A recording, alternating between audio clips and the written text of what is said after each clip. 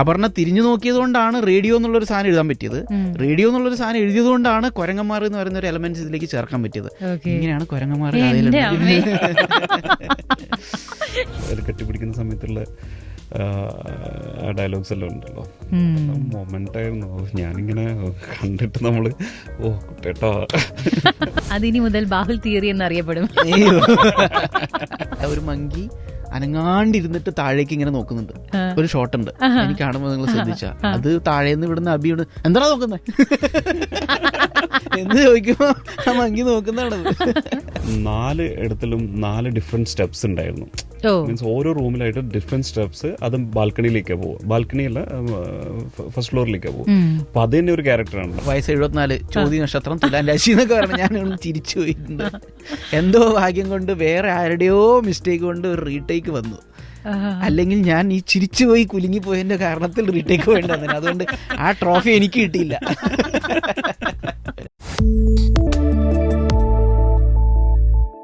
എല്ലാവർക്കും നമസ്കാരം. ക്ലബ് എഫ്എമ്മിൽ നിന്ന് ആർ ജെ വിജിതയാണ്.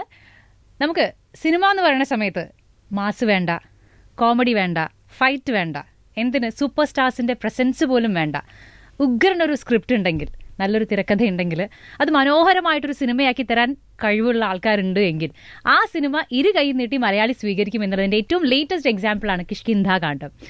എനിക്ക് ഒരുപാട് സന്തോഷമുണ്ട് ഈ സിനിമയുടെ ഡയറക്ടർ ദിൻജിത്ത് അയ്യത്താൻ, അതുപോലെ തന്നെ സ്ക്രിപ്റ്റ് റൈറ്റർ പ്രിയപ്പെട്ട ബാഹുൽ, ഇവർ രണ്ടുപേരും ഇപ്പം എൻ്റെ കൂടെ ക്ലബ് എഫ്എമ്മിലുണ്ട്. രണ്ടുപേർക്കും ഒരു ഹിറ്റ് സമ്മാനിച്ചതിനൊരു നന്ദി ആദ്യം പറയുന്നു, കൺഗ്രാറ്റ്സ് പറയുന്നു. Thank you so much. ഇപ്പോ നിങ്ങളുടെ ഒരു ഫീൽ എന്താണ്? അതാണ് എനിക്ക് ആദ്യം അറിയണ്ടേ. Surreal, extremely happy. കഴിഞ്ഞ ദിവസം ഞാൻ പറഞ്ഞായിരുന്നു, അതായത് ആരോ വിളിച്ചിട്ട് എങ്ങനെ ഓണം എന്ന് ചോദിച്ചപ്പോ ജനിച്ചതിന് ശേഷമുള്ള ഏറ്റവും ബെസ്റ്റ് ഓണം എന്നാണ് എനിക്ക് ഓട്ടോമാറ്റിക്കലി വായിന്ന് വന്നത്. ഇതാണടാ ഓണം എന്നല്ലേ? അതെ അതെ അതെ. ഈ ഒരു സിനിമ ഇങ്ങനൊരു ഹിറ്റ് ആവും എന്നുള്ളത് നിങ്ങൾ മനസ്സിലാക്കിയിരുന്നോ? ഞാൻ ഇതിന്റെ റിസപ്ഷൻ എങ്ങനെയായിരിക്കും എന്നുള്ളതിനെ കുറിച്ചിട്ട് കോൺഷ്യസ്ലി ചിന്തിക്കാതിരുന്നിട്ടുണ്ട്, ബോധപൂർവ്വം ചിന്തിക്കാതിരുന്നിട്ടുണ്ട്. എന്തുകൊണ്ടെന്ന് വെച്ചാൽ ചിന്തിച്ചു കഴിഞ്ഞാൽ നമ്മൾ സ്ട്രെസ് വരും, അല്ലെങ്കിൽ ടെൻഷൻ വരും, ആങ്സൈറ്റി വരും. അപ്പം നമ്മൾ കോംപ്രമൈസ് ചെയ്യാനുള്ള വഴികൾ ആലോചിക്കും. അപ്പം നമ്മൾ സിനിമയെ സേഫ് ആക്കാൻ, ഓഡിയൻസിന് ഇതായിരിക്കും ഇഷ്ടം, ഓഡിയൻസിന് ഇങ്ങനെ ചെയ്താലാണ് ഇതൊന്ന് സേഫായി പോകുക എന്നുള്ള രീതിയിൽ അതിനുള്ള മാർഗ്ഗങ്ങൾ ആലോചിച്ചിട്ട് സിനിമയെ നമ്മൾ നശിപ്പിച്ച് ഒറിജിനലി നമ്മൾ സെറ്റ് ഔട്ട് ചെയ്തിരിക്കുക, അത് ഇറങ്ങി പുറപ്പെട്ടിരിക്കുന്ന ഒരു ഫോം ഉണ്ടല്ലോ, അല്ലെങ്കിൽ നമ്മൾ ചെയ്യാൻ ഉദ്ദേശിച്ച് ആഗ്രഹിച്ച് ഇറങ്ങിയിരിക്കുന്ന ഒരു ഫോമിലേക്ക് ധാരാളം കോംപ്രമൈസുകൾ നമ്മൾ വരുത്താൻ സാധ്യതയുണ്ട്. അപ്പോൾ അത് ചിലപ്പം ദോഷമായി ബാധിച്ചെങ്കിലോ എന്നുള്ളത് കൊണ്ട് ബോധപൂർവ്വം ആലോചിക്കാണ്ടിരിക്കാറുണ്ട്. എൻ്റെ ചിന്തകളെ ഡിസ്ട്രാക്ട് ചെയ്ത് വിടാൻ വേണ്ടിയിട്ട് അനിരുദ്ധിൻ്റെ പാട്ടുകളൊക്കെ കേട്ടിട്ട്. ആക്ച്വലി ഈ റിലീസിന് മുന്നേ ഉള്ള ലാസ്റ്റ് 2 weeks അല്ലെങ്കിൽ 1 week കേട്ടോണ്ടിരുന്നത് ദേവരയിലെ മറ്റേ സോങ് ആയിരുന്നു, ദാവൂദി. അത് ഭയങ്കര ഫാസ്റ്റ് ആണല്ലോ, ചിന്തിക്കാൻ ഒരു പഴുതുപോലും നമുക്ക് ഗ്യാപ്പ് തരില്ല. അതായിരുന്നു എൻ്റെ എസ്കേപ്പിസം. അതെ, ഫസ്റ്റ് സ്ക്രിപ്റ്റ് വായിക്കുമ്പോണ്ടാകുന്ന നമുക്കൊരു കിക്ക് ഉണ്ടാവുമല്ലോ, നമുക്ക് എക്സൈറ്റ്മെന്റ്. ആ എക്സൈറ്റ്മെന്റിൽ എനിക്ക് തന്നെ സ്ക്രിപ്റ്റ് വായിച്ചത് തന്നെ ഞാൻ ഇവനോട് പറഞ്ഞു, എടാ ഇത് വർക്കൗട്ട് ആവുന്ന സബ്ജക്റ്റ് 100%, ഇങ്ങനത്തെ ഒരു സബ്ജക്റ്റ് ഇനി ആർക്കും കിട്ടാനും പോകുന്നില്ല അടുത്ത കാലത്തൊന്നും. അപ്പോൾ ആ ഒരു കോൺഫിഡൻസ് എനിക്ക് ഇത് റിലീസാകുന്ന സമയത്തും ഉണ്ടായിരുന്നു. മീൻസ് 100% ഈ പടം നല്ല പടമാണെന്ന് എല്ലാ ആൾക്കാരും പറയും. എന്താണ് മേക്കേഴ്സ് എന്നുള്ള നിലയിൽ എന്തായാലും നമ്മളെ ആൾക്കാർ അപ്രീഷിയേറ്റ് ചെയ്യുമെന്നുള്ള കോൺഫിഡൻസ് നല്ല രീതിയിലുണ്ടായിരുന്നു. പക്ഷെ അത് ഹിറ്റാവോ അതെല്ലാം ബാക്കി പ്രേക്ഷകനാണ് എടുക്കേണ്ടത്. അത് എങ്ങനെയാണ് അതിൻ്റെ വളർച്ച എങ്ങനെയാണ്. പക്ഷെ ഒരു നല്ല പടമാണ്, എന്താണ് ജെന്യുവൻലി നമ്മൾ അത്രയും നല്ല അറ്റംപ്റ്റാണ് ചെയ്തിരിക്കുന്നത്, ട്രൂത്ത്ഫുള്ളായിട്ട് ചെയ്തിരിക്കുന്നു എന്നുള്ള ആ ഒരു പോസിറ്റീവ് ഇതുണ്ടല്ലോ, അത് ഉണ്ടായിരുന്നു പടത്തിന്. അപ്പോൾ അതിൽ എനിക്ക് സത്യം പറഞ്ഞാൽ അമ്മിണിപ്പിള്ളയെല്ലാം ഭയങ്കര ടെൻഷനായിരുന്നു. തലേ ദിവസമെല്ലാം ഭയങ്കര ടെൻഷനായിട്ട് റൈറ്ററും ഞാൻ ഇങ്ങനെ ഇരിക്കുന്നില്ല എനിക്ക് ഓർമ്മയുണ്ട്. പക്ഷേ ഇപ്രാവശ്യം എനിക്ക് ടെൻഷനില്ല. എന്നോട് എൻ്റെ ഫ്രണ്ട്സ് എല്ലാം ചോദിച്ചു, അത് നിനക്ക് ടെൻഷനില്ലേ? അവരായിട്ട് ഇങ്ങോട്ട് ടെൻഷനാക്കുക, ടെൻഷനില്ലേ? ഞാൻ പറഞ്ഞു ഇല്ലടാ ഇല്ല, എന്താ എന്നെ കാണുമ്പോൾ ടെൻഷൻ ഉണ്ടോ? അങ്ങനെ ആ രീതിയിലുള്ള സംഭവമില്ലേ. അപ്പോൾ അത് എനിക്ക് ഭയങ്കര അങ്ങനെ ഇതായിട്ട് പറയുന്നല്ലോ, പക്ഷെ എന്തായാലും ഒരു കോൺഫിഡൻസ്, നല്ലൊരു സ്ക്രിപ്റ്റ് അല്ലേ, ഭയങ്കര ബ്യൂട്ടിഫുൾ സ്ക്രിപ്റ്റ് നമ്മൾ എക്സിക്യൂട്ട് ചെയ്തിട്ട് അതിന്റെ ഒരു നല്ല രീതിയിൽ വന്നിരിക്കുന്നു എന്നുള്ളൊരു സംഭവം ഹാപ്പിയാണ്. 2016 ഒരു ഷോർട്ട് ഫിലിമിന്റെ പോസ്റ്റർ റിലീസ് ചെയ്യാനായിട്ട് ആസിഫിന്റെ അടുത്ത് എത്തിയിട്ടുള്ള ആളാണ്. അത് ആ വ്യക്തി തന്നെ പിന്നീട് ആസിഫിന്റെ ഇതുപോലുള്ളൊരു സൂപ്പർ, എനിക്കോട് ആദ്യത്തെ 50 കോടി ഒരു പക്ഷേ ആസിഫ് അടിക്കാൻ പോകുന്നത് ഈ സിനിമയിലായിരിക്കാം എന്ന് ഞാൻ വിചാരിക്കും. അപ്പോ അതിന്റെ സ്ക്രിപ്റ്റ് റൈറ്റർ ആയി മാറി. നമ്മള് അന്ന് ഒരു ലോഞ്ചിന് വേണ്ടിയിട്ട് നമ്മൾ അപ്രോച്ച് ചെയ്ത ആൾ നമ്മുടെ സിനിമയിലെ നായകനാകുമ്പോഴുള്ള ആ ഒരു ഫീൽ എന്താ? ഉറപ്പായിട്ടും എന്താണ് സന്തോഷം തന്നെയല്ലേ. അതിപ്പോൾ ഈ സിനിമയിലെ ഇപ്പോൾ നിങ്ങൾ ഈ പറഞ്ഞ പോലെ ഈ സിനിമയ്ക്ക് ഈ രീതിയിൽ ആസിഫ് കെയുടെ ഈ പറഞ്ഞ കരിയർ ബെസ്റ്റ് ആൾക്കാർ പറയുന്ന കമൻസുകളാണ് ഞാൻ പറഞ്ഞത്. നല്ല ഇതുവരെയുള്ളതിൽ ഏറ്റവും ബെസ്റ്റ് പെർഫോമൻസ്, ഏറ്റവും ബെസ്റ്റ് നന്നായിട്ട് ഏറ്റവും കൂടുതൽ കളക്ട് ചെയ്യുന്ന, ഏറ്റവും കൂടുതൽ ഹിറ്റ് അടിക്കുന്ന പടം എന്നുള്ള രീതിയിലൊക്കെയുള്ള കമൻറ്റുകൾ ആൾക്കാർ പറയുമ്പോൾ ഞാൻ ഈ സിനിമയുടെ ഇപ്പോൾ റൈറ്റർ അല്ലെങ്കിൽ പോലും, ഈ സിനിമയുടെ ഏത് ടെക്നിക്കൽ ഡിപ്പാർട്ട്മെൻറ്റിൽ വർക്ക് ചെയ്യുന്ന ഒരാളാണെങ്കിൽ പോലും ആ ഹാപ്പിനെസ് ഉണ്ടായേനെ. ഏത് ഇങ്ങനെ എല്ലാവരും മെൻഷൻ ചെയ്യുന്ന ഒരു പടത്തിന്റെ പാട്ടാണല്ലോ ഞാൻ. അത് കാരണം ഞാനത് അങ്ങനെ പറയാൻ കാരണം എന്ന് വെച്ച് കഴിഞ്ഞാൽ നമ്മുടെ ഇപ്പം ഞങ്ങൾ മാത്രമല്ല ഈ സിനിമയിൽ വർക്ക് ചെയ്ത എൻറ്റയർ ക്രൂ, എല്ലാ ടെക്നീഷ്യൻസും, അസിസ്റ്റൻസ്, ചീഫ് ടെക്നീഷ്യൻസ് ആയിക്കോട്ടെ, അസിസ്റ്റൻസ് ആയിക്കോട്ടെ, എല്ലാവരും ഈ പറഞ്ഞ പോലെ ആസിഫ് കെയുടെ ദ ബെസ്റ്റ് എന്ന് പറയപ്പെടുന്ന ഒരു പടത്തിന്റെ ഭാഗമായിട്ട് ഞങ്ങളും ഉണ്ടായിരുന്നല്ലോ എന്നുള്ള രീതിയിൽ അവർക്ക് ഭയങ്കര എക്സൈറ്റഡ് ആണ്. അവർ ഞങ്ങളടുത്ത് അത് ഷെയർ ചെയ്യാറുണ്ട്. സോ ഞാനും അപ്പോൾ ആലോചിച്ചു, എനിക്കും അപ്പം ഞാൻ ഈ അവരെ പോലെയുള്ള ആ സ്ഥാനത്തുള്ള ഒരു ടെക്നീഷ്യൻ ആയിരുന്നെങ്കിലും എനിക്ക് ഇതേപോലെ എക്സൈറ്റ്മെന്റ് എനിക്കും ഉണ്ടാവുമല്ലോ. അപ്പൊ അത് തന്നെ being part of this work എന്നുള്ളതാണ് ഏറ്റവും കൂടുതൽ. ഏറ്റവും ആദ്യം സ്ക്രിപ്റ്റ് എപ്പോഴാണ്, എത്ര കാലം മുന്നേ സ്ക്രിപ്റ്റ് പറയുന്നത് ബാഹുല്? അതന്നെ കോവിഡിന്റെ സെക്കൻഡ് വേവിലാന്ന് തോന്നുന്നല്ലേ, ലോക്ക്ഡൌൺ ആ സമയത്തായിരുന്നു. അപ്പോൾ ബാഹുൽ ഇങ്ങനെ പറഞ്ഞു, ദിഞ്ചത്തട ഇങ്ങനെ ഒരു തോട്ട് വന്നിട്ടുണ്ട്, ഞാൻ എഴുതിയിട്ട് പറയാം എന്ന് പറഞ്ഞിട്ട് പിന്നെ കാണുന്നില്ല. ഒരു 8 ദിവസം കഴിഞ്ഞിട്ട് മച്ചാൻ പറയാൻ കഥയില്ല, അതുകൊണ്ട് എത്ര ദിവസം കഴിഞ്ഞിട്ടാണ്? 8 ദിവസം കൊണ്ടാണ് ഈ കഥ. അതെ, 8 ദിവസം കഴിഞ്ഞിട്ട് എന്നോട് ഞാനൊരു മെയിൽ അയച്ചിട്ടുണ്ട്, നിങ്ങളൊന്ന് ചെക്ക് ചെയ്തിട്ട് പറയണേന്ന് പറഞ്ഞു. ബാക്കി ഒന്നും പറഞ്ഞിട്ടില്ല. അവൻ എന്താണ്, എന്ത് ജോണറാണ്, ഏത് രീതിയിലാണ്, ഒന്നും പറയാതെ എന്നെ ഭയങ്കര സർപ്രൈസ്ഡ് ആയിട്ട് ഞാൻ വായിക്കണം എന്നുള്ള രീതിയിൽ അയച്ചു തന്നു. അപ്പം ഞാൻ വായിച്ചിട്ട് ബാഹുലെ എന്ത് പരിപാടിയോടോ ഈ സെയിം സാധനം എല്ലാവരും എന്നോടും ചോദിക്കുന്നു ഇപ്പോൾ, എന്ത് മൂവിയാടോ നിങ്ങൾ ചെയ്തിരിക്കുന്നത്, എന്ത് മൂവി, ആ രീതിയിൽ ഭയങ്കര എക്സൈറ്റഡ് ആയിട്ടുള്ള വേർഡ്സ് എല്ലാം അവർ പറയുന്നത്. അപ്പൊ അത് എന്റെ വായിന്ന് ഞാൻ ഇവനോട് ചോദിച്ചതാണ്, എന്ത് പരിപാടി, എന്ത് സാധനം. എനിക്ക് ഇപ്പൊ നമ്മൾ കണ്ട ആ സിനിമയുടെ ഏകദേശം അത് തന്നെയായിരുന്നു ആ സ്ക്രിപ്റ്റ് അന്നുണ്ടായിരുന്നേ? ചേഞ്ചസ് എന്തെങ്കിലും ഉണ്ടോ? ഒരു 90% മീൻസ് അത് തന്നെയായിരുന്നു. പിന്നെ നമ്മൾ കുറെ ഒരു ട്രിം ചെയ്തിട്ടു. അതായത് ഇവൻ നല്ല ഡീറ്റെയിൽ ആയിട്ട് ഓരോന്നും ഡിസ്ക്രിപ്ഷൻ വൈസ് നോക്കിയിട്ടുണ്ടെങ്കിൽ മരങ്ങളുടെ പേരും എല്ലാ മരങ്ങളും എന്ത് ഐറ്റംസ് ഉണ്ട്, ചെറിയ ചെറിയ സാധനങ്ങളും ഭയങ്കര ഡീറ്റെയിൽ ആയിട്ട് എഴുതുന്നു. അപ്പൊ നമുക്ക് അത് ആ ടെറൈൻ കറക്റ്റ് ആയിട്ട് നമ്മളെ വിഷ്വൽ വരും. ഇത് ഉണ്ടായിരുന്നു, ഇങ്ങനെ ഉണ്ടായിരുന്നു, ഓരോരോ ചെറിയ ചെറിയ കാര്യങ്ങളായാലും ഭയങ്കര. അപ്പൊ നമ്മൾ ഒരു ഘട്ടത്തിൽ നമുക്ക് ഇതൊന്നും എന്താ പറയുക, സ്ക്രിപ്റ്റ് ഭയങ്കര തിക്കായി മാറും, എന്താ പറഞ്ഞാൽ പേജസിലും കൂടും. അപ്പൊ ഒരു ഘട്ടത്തിൽ ഓക്കെ ഇതൊന്നും ഇത്രയൊന്നും വേണ്ടെന്നുള്ള ഒരു വേണ്ടി വരും. ഡയലോഗ്സ് ആണെങ്കിലും ഇപ്പോഴത്തെ കാണുന്ന ഒരു ക്രിസ്പിനെസ്, ആക്ച്വലി ആ ഡയലോഗ് നമ്മൾ കുറെ കട്ട് ചെയ്തിട്ട് നല്ല ആവശ്യമുള്ള സാധനങ്ങൾ മാത്രം വെച്ചതുകൊണ്ടാണ്. ശരി.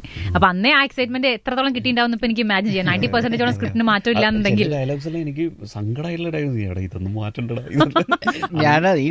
ഞാൻ ഭയങ്കര ക്രൂരനാ ട്രിമ്മിങ്ങില്, എനിക്ക് പൊസസീവ്നെസ് ഇല്ല. ഞാൻ തന്നെ എഴുതിയതാണല്ലോ, ഇത് ഞാൻ ഇങ്ങനെ കളയാ ഇഷ്ടപ്പെട്ട് എഴുതിയാണ്. ആ പൊസസീവ്നെസ് എനിക്കില്ല, ആ അറ്റാച്ച്മെന്റ് എനിക്കില്ല. ഞാൻ ഭയങ്കര ബ്രൂട്ടലാ.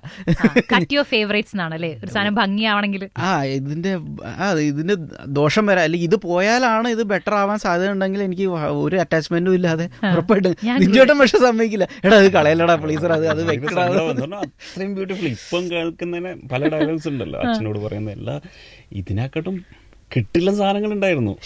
എനിക്ക് സങ്കടമായിട്ടുണ്ട്. ഇത് കട്ട് ചെയ്യണ്ട. അങ്ങനെ കട്ട് ചെയ്ത് എന്തെങ്കിലും ഒരു ഡയലോഗ് നമുക്ക് പറഞ്ഞുതരാണ്ടോ? ഞാൻ വേറൊരു ട്രിവിയ പറയുവാണെങ്കിൽ, ടീസർ കണ്ടായിരുന്നോ ആദ്യം ഇറങ്ങി? ഓക്കെ, അതിൽ കോട്ടയം രമേശേട്ടൻ്റെ ഒരു ഡയലോഗുണ്ട്.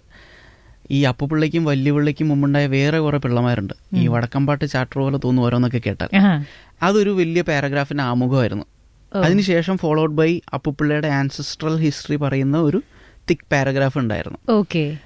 അപ്പുപിള്ളയുടെ 2 ജനറേഷൻ മുന്നേയുള്ള ആൾക്കാരുടെ സ്വഭാവം, അന്നത്തെ പ്രകൃതം എന്നൊക്കെയുള്ള രീതിയിൽ ഒരു ട്രിവിയൽ ആയിട്ടുള്ള ഒരു ഇൻസിഡന്റ് പറഞ്ഞുകൊണ്ടുള്ളൊരു സംഗതി ഉണ്ടായിരുന്നു. അപ്പോൾ അത് നമ്മൾ ഈ ഫൈനൽ അത് ഷൂട്ടും ചെയ്താൽ കേട്ടോ. അത് എഡിറ്റിംഗ് ടേബിളിൽ നമുക്ക് തോന്നി, നമ്മൾ ഇന്റർവെല്ലിൽ തുടങ്ങിയിട്ട് ഒരു മാറ്റർ, ഇന്റർവെല്ലിൽ ഉണ്ടാകുന്ന ഒരു ഇൻസിഡന്റ് ഉണ്ടല്ലോ, ഇന്റർവെല്ലിന് ശേഷം ഒരു ഡെവലപ്മെന്റ് ഉണ്ടാകുന്നുണ്ട്, അത് പറഞ്ഞ് തുടങ്ങി ഇവിടെ എത്തിക്കഴിയുമ്പോൾ ഇവിടെയാണ് ആ പാരഗ്രാഫ് ഉള്ളത്. ഇപ്പം ഈ പാരഗ്രാഫിന്റെ താഴെയായിട്ട് നിഷാൻ വന്നിട്ട് ആ പുതിയ ഫൈൻഡിങ്സിന്റെ കാര്യങ്ങൾ പറയുകയും ചെയ്യും. അത് ഈ പ്ലോട്ടിന്റെ ഫോളോ അപ്പ് ഇവിടെ നിഷാൻ വന്ന് നടത്തും. ഇതിന്റെ ഇടയിൽ നിൽക്കുന്നത് ഇങ്ങനെ ഒരു പാരഗ്രാഫ് മാത്രം നിൽക്കണേ. നമുക്ക് തോന്നി ഇത് എത്ര തന്നെ നമുക്ക് ഡിയറസ്റ്റ് ആയിട്ട് തോന്നുകയാണെങ്കിൽ ഇത് ഇവിടുന്ന് ഒഴിവാക്കി കഴിഞ്ഞു കഴിഞ്ഞാൽ plot to plot, matter to matter ഒരു കണക്ഷൻ വന്നു കഴിഞ്ഞാൽ അതായിരിക്കും സീംലെസ് ആയിട്ട് പ്ലോട്ട് പോകാൻ സഞ്ചരിക്കാൻ അതായിരിക്കും എളുപ്പം. ഇത് വന്നു കഴിഞ്ഞാൽ ചിലപ്പോൾ ഒന്ന് അത് എത്ര രസമുണ്ട് എന്ന് ആൾക്കാർക്ക് തോന്നിയാൽ പോലും പ്ലോട്ടിൽ നിന്ന് എവിടെയെങ്കിലും മാറിപ്പോകാൻ സാധ്യതയുണ്ടെന്ന് തോന്നിയതുകൊണ്ട് നിഷ്കരണം അവിടുന്ന് വെട്ടി മാറ്റി. എന്നിട്ട് നമ്മളത് ടീസറിലോ ട്രെയിലറിലോ പ്രയോഗിക്കണമെന്നൊക്കെ ഉണ്ടായിരുന്നു. പിന്നെ തോന്നി അത് അതിലൊരു ചിലപ്പോൾ ഒരു സ്റ്റോറിക്കുള്ള സാധ്യത എന്തെങ്കിലും ഉണ്ടാവാൻ സാധ്യതയുണ്ടെന്ന് തോന്നി. അപ്പോൾ പിന്നെ അത് മറ്റൊരവസരത്തിലേക്ക് വേണ്ടി മാറ്റി വെച്ചുകൊണ്ട് ഇപ്പോൾ പുറത്തോട്ട് വിടാത്തതാണ്. പക്ഷെ ഈ ആമുഖം മാത്രം അങ്ങോട്ട് വെച്ചെന്നുള്ളൂ. ശരി, നമുക്കത് കട്ട് ചെയ്തിട്ട് പിന്നെ ഇനി ഇറക്കാം അല്ലേ, വേണമെങ്കിൽ ഒരു അപ്പുപിള്ളയുടെ ഹിസ്റ്ററി ഒക്കെ അറിയാനായിട്ട്. അല്ലല്ല, വേറെ തന്നെ ഒരു കഥയായിട്ട് സിനിമയ്ക്ക് വേണ്ടി ചെയ്യാന്നുള്ളത്. ശരി ശരി, ഞാൻ ഡിസ്റ്റർബ് ചെയ്യുന്നില്ല. നിങ്ങൾ രണ്ടുപേരും ആസിഫ് അലി എന്നുള്ള ഒരു ആക്ടറുടെ കൂടെ അസോസിയേറ്റ് ചെയ്യുക, അതൊരു ഡയറക്ടർ ആയിക്കോട്ടെ സിനിമാറ്റോഗ്രാഫർ ആയിക്കോട്ടെ, അത് പുതുതല്ല. അപ്പോൾ എഗെയിൻ ഇതിൽ ആസിഫ് തന്നെ വേണം എന്നുള്ളത് ആരുടെ ഒരു കോൺഷ്യസ് തീരുമാനമായിരുന്നു, അല്ലെങ്കിൽ അങ്ങനെ വന്നതാണോ? അല്ല, അത് ഒന്നെന്ന് പറഞ്ഞാൽ ആ സ്ക്രിപ്റ്റിൽ ഡിമാൻഡ് ചെയ്യുന്ന ഒരു മെച്ചുവേർഡ് ആയിട്ടുള്ള ഒരു നല്ല ക്യാരക്ടറാണ്. അപ്പോൾ നമ്മൾ രണ്ടുപേരും ചർച്ച ചെയ്തു. പെട്ടെന്ന് പറയാൻ പറ്റുന്ന ഒരാളെന്ന് പറഞ്ഞാൽ ഓക്കെ, നമുക്ക് ആസി എന്നുള്ള ഒരു ആളുണ്ട്. പിന്നെ ഓപ്ഷൻസ് എല്ലാം നോക്കുമ്പോൾ നമുക്ക് അത് കുറേ നമുക്ക് അപ്രോച്ച് ചെയ്യാൻ കുറച്ച് ടൈം എടുക്കാം, അങ്ങനെയുള്ള. അപ്പോൾ ക്യാരക്ടറാണ് ഓക്കെ, ആസി ചെയ്താൽ ഏറ്റവും ബെറ്റർ വേർഷൻ ഓഫ് ആസി കിട്ടാൻ നമുക്ക് പറ്റുന്നുള്ളൊരു ഒരു ധൈര്യം വന്നു. അപ്പൊ രണ്ടുപേരും തീരുമാനിച്ചു ഓക്കെ ഫസ്റ്റ് ആസിഫിനെ സംസാരിക്കാം. അങ്ങനെയായി. ഇപ്പൊ ഒരു സിനിമാറ്റോഗ്രാഫർ എന്ന നിലയ്ക്ക് എല്ലാ ആക്ടേഴ്സിനെയും കുറച്ചും കൂടി ഏറ്റവും ഭംഗിയായിട്ട് കണ്ടിട്ടുണ്ടായിരിക്കും അല്ലെ, ലെൻസിലൂടെ കണ്ടിട്ടുണ്ടായിരിക്കും. അപ്പോൾ അന്നൊക്കെ ഈ ഒരു സ്ക്രിപ്റ്റ് റൈറ്റർ ആവുക എന്നുള്ളത് ഉണ്ടായിരുന്നോ മനസ്സിൽ, അല്ലെങ്കിൽ ആദ്യമേ ഈ എഴുത്ത് പരിപാടികൾ ഉണ്ടായിരുന്നോ? എഴുത്ത് പരിപാടികൾ ഉണ്ടായിരുന്നു, താല്പര്യം ഉണ്ടായിരുന്നു. സ്കൂളിൽ പഠിക്കുന്ന സമയത്താണെങ്കിലും യൂത്ത് ഫെസ്റ്റിവൽസിനൊക്കെ സ്റ്റോറി റൈറ്റിംഗ് കോമ്പറ്റീഷനൊക്കെ ഉണ്ടല്ലോ, അത് സ്കൂൾ ടൈം തൊട്ടേ ഉണ്ടായിരുന്നു. പിന്നീട് കോളേജിൽ എത്തിയപ്പോഴൊക്കെ അതിൽ തന്നെയായിരുന്നു മേജർ താല്പര്യങ്ങളൊക്കെ. അപ്പോൾ ആ സമയത്ത് ഇപ്പോൾ വിഷ്വൽ കമ്മ്യൂണിക്കേഷൻ ഞാൻ പഠിച്ചത്. അന്ന് എൻ്റെ സീനിയേഴ്സ് ആയിരുന്നു സുദീപ് ഇളമൺ, വിഷ്ണു ശർമ്മ എന്നീ രണ്ടുപേരും പോപ്പുലർ സിനിമാറ്റോഗ്രാഫേഴ്സ് ആണ്. അപ്പോൾ അവർക്ക് അന്ന് ഡയറക്ട് ചെയ്യാനുള്ള താല്പര്യവും സിനിമാറ്റോഗ്രാഫി ചെയ്യാനുള്ള താല്പര്യങ്ങളൊക്കെ ഉണ്ടായിരുന്നു. അപ്പോൾ അവരുടെ ഞാനന്ന് ഫസ്റ്റ് ഇയർ ആയിട്ട് ജോയിൻ ചെയ്തപ്പോൾ അവർ പെട്ടെന്ന് തന്നെ എന്നെ അവരുടെ ഒരു ടീമിലേക്ക് സംഘത്തിലേക്കൊക്കെ ചേർത്ത് അനിയനെ പോലെ കൊണ്ടു നടക്കുന്നുണ്ടായിരുന്നു. അപ്പോൾ അവരുടെ അന്നത്തെ വർക്കിന് വേണ്ടിയിട്ട് പലപ്പോഴും അതിന് വേണ്ടിയിട്ട് ഞാൻ എഴുതിയിട്ടൊക്കെ ഉണ്ടായിരുന്നു, അന്നത്തെ ഇതിന് വേണ്ടിയിട്ട്. അപ്പോൾ അവരെന്തെങ്കിലുമൊക്കെ സിനിമ ചെയ്യുമ്പോൾ അതിന് വേണ്ടിയിട്ടൊക്കെ എഴുതാന്നുള്ള രീതിയിലേക്കുള്ള പദ്ധതികളൊക്കെ ഉണ്ടായിരുന്നു. പിന്നീട് നമ്മൾ ഈ കോളേജ് കഴിഞ്ഞ് നമ്മൾ ആക്ച്വൽ റിയാലിറ്റി വേൾഡിലേക്ക് ഇറങ്ങുകയാണല്ലോ. അപ്പോൾ ഒരു എന്താണ് കുറച്ചും കൂടെ നമ്മൾ പ്രാക്ടിക്കാലിറ്റിയും കൂടെ മനസ്സിൽ വെക്കണം എന്നുള്ളതുകൊണ്ട് എഴുത്ത് എന്ന് പറഞ്ഞു കഴിഞ്ഞാൽ നമുക്ക് സെൽഫ് എംപ്ലോയ്മെന്റ് ആണ്. അത് നമ്മൾ എഴുതുന്നത് ശരിയാവണമെന്നില്ല, ശരിയായി കഴിഞ്ഞാൽ അത് സിനിമയാവണമെന്ന് ഉറപ്പ് പറയാൻ പറ്റില്ല. സിനിമയാവുകയാണെങ്കിൽ തന്നെ അത് ഏത് കാലത്ത് നടക്കുന്നതാണെന്നും പറയാൻ പറ്റില്ല. അപ്പോൾ അതുകൊണ്ട് അത് എന്തെങ്കിലുമൊക്കെ നടക്കട്ടെ, തൽക്കാലം നമുക്കൊരു ടെക്നിക്കൽ കൈത്തൊഴിൽ എന്നുള്ള രീതിയിൽ ഒരു പരിപാടി പിടിക്കാം. അത് സിനിമാറ്റോഗ്രാഫിയിൽ താല്പര്യമുള്ളതുകൊണ്ട് അതിലോട്ട് പോയി. പിന്നെ ഇത് എന്തെങ്കിലും സംഭവിക്കുന്ന വിചാരിച്ചിട്ടുണ്ടായിരുന്നുള്ളൂ. കോവിഡ് ലോക്ക്ഡൌൺ ഒരുപാട് പേർക്ക് വേദനയും നഷ്ടങ്ങളും വിഷമങ്ങളും ഒക്കെ ഉണ്ടാക്കിയാണ്. എനിക്ക് പക്ഷെ ഇങ്ങനെ ഒരു അവസരം ഉണ്ടാവാൻ കാരണമായി. അപ്പോൾ അന്ന് എഴുതുമ്പോൾ എപ്പോഴെങ്കിലും ആസിഫിനെ മനസ്സ് കണ്ടിട്ടുണ്ടായിരുന്നോ? എഴുതുമ്പോൾ ആരുടെയും ആർട്ടിസ്റ്റുകളുടെ നമുക്ക് ആക്സസ് ചെയ്യാൻ പറ്റുന്ന ആർട്ടിസ്റ്റുകളുടെ ആരുടെയും മുഖം കോൺഷ്യസ്ലി ആലോചിക്കാണ്ടിരുന്നിട്ടുണ്ട്. കാരണം എന്തുകൊണ്ടെന്ന് വെച്ചാൽ അങ്ങനെ ആരെങ്കിലും ആലോചിച്ച് കഴിഞ്ഞാൽ അവരുടെ നമ്മൾ സ്ഥിരമായിട്ട് കണ്ടുവരുന്ന മാനറസോ അല്ലെങ്കിൽ അവർ നടത്തുന്ന ഡയലോഗ് ഡെലിവറിയൊക്കെ എഴുതുമ്പോൾ നമ്മൾ ആ മീറ്ററിലേക്ക് ഫിറ്റിൻ ചെയ്യാൻ ശ്രമിക്കും ഓട്ടോമാറ്റിക്കലി. അപ്പോൾ അതിൻ്റെ ഒറിജിനാലിറ്റി ചിലപ്പോൾ അതർവൈസ് നമ്മൾ പോകുമായിരുന്ന ഒരു ഒറിജിനൽ ടെക്സ്ചർ അല്ലെങ്കിൽ സ്ട്രക്ചറിൽ നിന്ന് മാറിപ്പോകുമായിരിക്കും. അപ്പോൾ അതുകൊണ്ട് മൊത്തം എഴുതി കഴിഞ്ഞിട്ട് മാത്രം ആക്സസിബിൾ ആർട്ടിസ്റ്റിനെ കുറിച്ച് ആലോചിക്കുക എന്നുള്ളതായിരുന്നു. പക്ഷേ ഈ പറഞ്ഞ ആക്സസ് ചെയ്യാൻ പറ്റാത്ത ആൾക്കാർ എന്നുള്ള രീതിയിൽ എൻ.എം. പിള്ള സാറിന് ആലോചിച്ചിട്ടുണ്ടായിരുന്നു കൂട്ടേട്ടൻ്റെ കാര്യങ്ങൾ എഴുതുമ്പോൾ. ആസിക്കയുടെ ആലോചിക്കുമ്പോൾ നമ്മൾ ഇൻഡസ്ട്രിയലർ എന്ന് പറഞ്ഞ പടത്തിലത്തെ അതിലത്തെ പ്രൊട്ടാഗണിസ്റ്റ്, എനിക്ക് ആ പേര് എപ്പോഴും പറയാൻ കിട്ടില്ല കേട്ടോ. ആദ്യ ഭാഗം മാത്യു എന്നാണ്, മറ്റേത് ഇതിൻ്റെ ഒരു വല്ലാത്തൊരു സ്പെല്ലിംഗ് ആണ്. ഞാൻ പറഞ്ഞ തെറ്റിപ്പോയിട്ട് ആൾക്കാർക്ക് ചിരിക്കാൻ ഒരു അവസരം കൊടുക്കേണ്ടത് വെച്ചിട്ടാണ് പറയാതിരിക്കുന്നത്. അപ്പോൾ ആ പുള്ളിയുടെ ആ സിനിമയിലത്തെ മാനറിസം, പുള്ളി ഫാമിലിയെ കെയർ ചെയ്യുന്ന രീതി, പുള്ളിയുടെ ആറ്റിറ്റ്യൂഡ്, പുള്ളിയുടെ ഒരു വോയിസാണ് ആ ക്യാരക്ടർ. അപ്പോൾ ആ പ്രകൃതമൊക്കെ അജയ് എന്ന് പറയുന്ന ക്യാരക്ടറിലേക്ക് കോൺട്രിബ്യൂട്ട് ചെയ്തിട്ടുണ്ട്. പിന്നെ ഞാനിപ്പോൾ ഒരിടത്ത് പറഞ്ഞതുള്ളൂ, ഇപ്പോൾ ആൾക്കൂട്ടത്തിൽ തനിയെന്ന് പറഞ്ഞൊരു സിനിമയുണ്ട്, പഴയ I V Sasi sir direct ചെയ്ത് MT സ്ക്രിപ്റ്റ് ചെയ്തൊരു പടം. അതിലത്തെ മമ്മൂക്കയുടെ ക്യാരക്ടർ, അപ്പോൾ ത്രൂ ഔട്ട് ദ ക്യാരക്ടർ അല്ല, പക്ഷെ എന്നാലും അതിലത്തെ ഒരു പർട്ടിക്കുലർ സീനുണ്ട്. മമ്മൂക്കയുടെ സിസ്റ്ററും കൂടെ ഒരു ദിവസം രാത്രി മുറ്റത്തിരുന്ന് സംസാരിക്കുകയും ആ ചേച്ചിയുടെ അടുത്ത്, ഇവർ രണ്ടുപേരും അർബൻ സെറ്റിൽഡ് ആയിട്ടുള്ള ആൾക്കാരാണ്. അപ്പോൾ ഇവർ മാസങ്ങൾക്ക് ശേഷമാണ് ഇവിടെ കണ്ടുകൊണ്ടത്. അപ്പോൾ ചേച്ചിയെക്കുറിച്ച് ഞാനിങ്ങനെ കേട്ടുവിടാൻ പാടില്ലാത്ത കുറേ കാര്യങ്ങൾ ഒരു അനിയൻ എന്നുള്ള രീതിയിൽ ഞാൻ കേട്ടു എന്നുള്ള രീതിയിൽ ആർഗ്യൂ ചെയ്യുന്നതും അല്ലെങ്കിൽ കുറ്റപ്പെടുത്തുന്നതും ഉപദേശിക്കുന്നതൊക്കെ ആയിട്ടുള്ളൊരു സീനാണ്. പക്ഷെ അതിലത്തെ ആ ഡയലോഗ്സും നമുക്ക് അത് പ്രസന്റ് ചെയ്യുന്ന രീതിയൊക്കെ ഭയങ്കര ജെന്റിൽ ആൻഡ് വൈസ് ആണ്. ഒരിക്കലും കുറ്റപ്പെടുന്ന ഷാർപ്പല്ല അല്ലെങ്കിൽ ലൗഡല്ല. അപ്പോൾ ആ ഒരു ജെന്റിൽമാൻലിനെസ് ഒക്കെ ഒരു രീതിയിലൊക്കെ ആ ഒരു ഫ്ലേവർ മൂഡ് ഞാൻ ഇടയ്ക്കിടയ്ക്ക് ഇത് എഴുതിക്കൊണ്ടിരിക്കുന്നതിനിടയിൽ ഇടയ്ക്ക് ആ സീനൊക്കെ വെറുതെ എടുത്തിട്ട് കാണുന്നുണ്ടായിരുന്നു. എന്നാൽ അതിൻ്റെ ഡയറക്റ്റ് റിഫ്ലക്ഷൻ ഇത് കേൾക്കുന്നവർക്കോ കാണുന്നവർക്കോ ഇത് തോന്നരുത്, എന്നിട്ട് അതുപോലെ ഒന്നും ഇതിൽ കണ്ടില്ലല്ലോ എന്ന് ചോദിക്കരുത്. ബട്ട് എനിക്കൊരു മൂഡ് കിട്ടാൻ വേണ്ടി ഞാനത് കാണുന്നുണ്ടായിരുന്നു. ഈ ഇന്റർസ്റ്റെല്ലാറിന്റെ കാര്യം പറഞ്ഞപ്പോഴാണ് ഈ ഇതിന്റെ മ്യൂസിക്കിലും അങ്ങനത്തെ ഒരു സ്റ്റൈൽ എവിടെയെങ്കിലൊക്കെ വേണമെന്ന് പറഞ്ഞിട്ടുണ്ടായിരുന്നോ മ്യൂസിക് ഡയറക്ടർ അടുത്ത്? ഇത് ഷൂട്ടിൻ്റെ സമയത്ത് തന്നെ നമുക്ക് ഇൻട്രസ്റ്റ് ചില മ്യൂസിക് എന്താ പറയുക ബാഹുലി എഴുതുമ്പം തന്നെ ഇതിൻ്റെ ഒരു ഫ്ലേവർ, ചില സീൻസ് അതിൻ്റെ സ്ട്രക്ചറിന് വേണ്ടിയിട്ടും അതിൻ്റെ ഒരു മൂഡിന് വേണ്ടിയിട്ടും ബാഹുലി ട്രൈ ചെയ്തിട്ടുണ്ടായിരുന്നു. അപ്പോൾ അത് ബാഹുലി അപ്പോഴേ എന്നോട് പറയും, ദിഞ്ചിത്ര ഇതൊന്ന് കേൾക്കണം എപ്പോഴും എന്ന് പറഞ്ഞാൽ നിങ്ങൾക്ക് അതിൻ്റെ ഒരു മൂഡ് ഫീൽ ചെയ്യുന്നുള്ളത്. അപ്പോൾ അത് മുതൽ തന്നെ ഞാനും അതിൽ ഇൻവോൾവ് ആയി ഫുൾ ടൈം.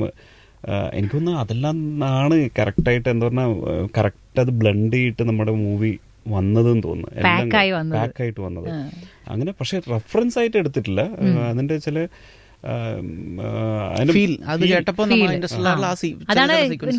പ്രേക്ഷകർക്ക് നന്നായിട്ട് കിട്ടുന്നുണ്ട്. അതെ, അതിന്റെ ടോട്ടലി വേറൊരു വേർഷനാണ് ഉള്ളത്. മീൻസ് അത് മുജീബിന്റെ ഒരു കഴിവാണ്. എന്താ പറയുക, അതിന്റെ സൗണ്ടിങ്ങിൽ നോക്കിയിട്ടുണ്ടെങ്കിൽ ഭയങ്കര അൺയൂസ്ഡ് സാധനങ്ങളാണ് യൂസ് ചെയ്തിരിക്കുന്നത്. ഞാൻ മനസ്സിലാക്കിയെടുത്തോളം സ്ക്രിപ്റ്റിംഗിൽ കുറച്ച് റൂൾസ് ഒക്കെ ഉണ്ടെന്ന് പറഞ്ഞു കേട്ടിട്ടുണ്ട്. 1-2 റൂൾസ് ഒക്കെ കേട്ടിട്ടുണ്ട് ഞാൻ. അപ്പോൾ നമ്മളൊരു 10-20 കേട്ടിട്ടുണ്ടല്ലേ? ഞാൻ ഒന്നുപോലും കേട്ടിട്ടില്ല. 10-20 മിനിറ്റ് നമ്മൾ എന്താണ് ചെയ്യാൻ പോണെന്നുള്ളത് ഏകദേശം ഒരു ഐഡിയ കൊടുക്കണം എന്നുള്ളതൊക്കെ കറക്റ്റ് കുറച്ച് റൂൾസ് ഒക്കെ. എനിക്ക് ഇതൊരു റൂളും പാലിക്കാത്തൊരു സിനിമയായിട്ട് എനിക്ക് തോന്നിയിട്ടുണ്ടായിരുന്നു. അതെന്തുണ്ടാ ഒരു റൂൾ അറിയാത്തോണ്ട. എന്നിട്ടും അതൊരു ബ്രില്യൻ സ്ക്രിപ്റ്റ് ആക്കുക എന്ന് പറഞ്ഞാലേ, സാധാരണ നമ്മൾ ഉദ്ദേശിക്കുന്ന ഒരു സ്ക്രിപ്റ്റിംഗ് റൂൾസ് പാലിക്കാത്തൊരു സിനിമയാണ്. അപ്പൊ അതെങ്ങനെയാണെന്നുള്ളത് ചോദ്യങ്ങൾ വരുന്നുണ്ടോ? ഒരു ഡയറക്ടറൊക്കെ വിളിച്ചിട്ട് ഇങ്ങനെ പറഞ്ഞിട്ടുണ്ടായിരുന്നു, എനിക്ക് അതിന്റെ സ്ട്രക്ചർ ഭയങ്കരമായിട്ട് ഇഷ്ടപ്പെട്ടു, പക്ഷെ ആ സ്ട്രക്ചർ എന്താണെന്ന് ഫിഗർ ഔട്ട് ചെയ്യാൻ പറ്റുന്നില്ല, എനിക്ക് അതൊന്ന് ആ സ്ട്രക്ചർ എന്താണെന്ന് എനിക്കൊന്ന് ക്രാക്ക് ചെയ്യണമെന്നുണ്ടെന്ന് പറഞ്ഞിട്ട് നമ്മൾ ഭയങ്കര റെസ്പെക്ട് ചെയ്യുന്ന, എനിക്ക് ഭയങ്കര റെസ്പെക്ട് ചെയ്യുന്ന ഒരു, നമ്മളെല്ലാം റെസ്പെക്ട് ചെയ്യുന്ന ഒരു വലിയ ഡയറക്ടർ ഫോൺ വിളിച്ചിട്ട് അങ്ങനെ സംസാരിച്ചിട്ടുണ്ടായിരുന്നു. അതിനി മുതൽ ബാഹുൽ തിയറി എന്ന് അറിയപ്പെടും, അല്ലെങ്കിൽ ബാഹുൽ സ്ട്രക്ചർ എന്ന് വേണമെങ്കിൽ അറിയപ്പെടും. സത്യം പൊതുവെ പറഞ്ഞു കേട്ടിട്ടുള്ളത് ഇന്ന സമയത്ത് നമ്മളൊരു പഞ്ച് കൊടുക്കണം, ഇവിടെ ആയിരിക്കും ട്വിസ്റ്റ് വരേണ്ടത്, ഇത്ര അങ്ങനെയൊക്കെയാണ് സ്ക്രിപ്റ്റിംഗിന്റെ ഒരു രീതി എന്നൊക്കെ കേട്ടിട്ടുണ്ട്.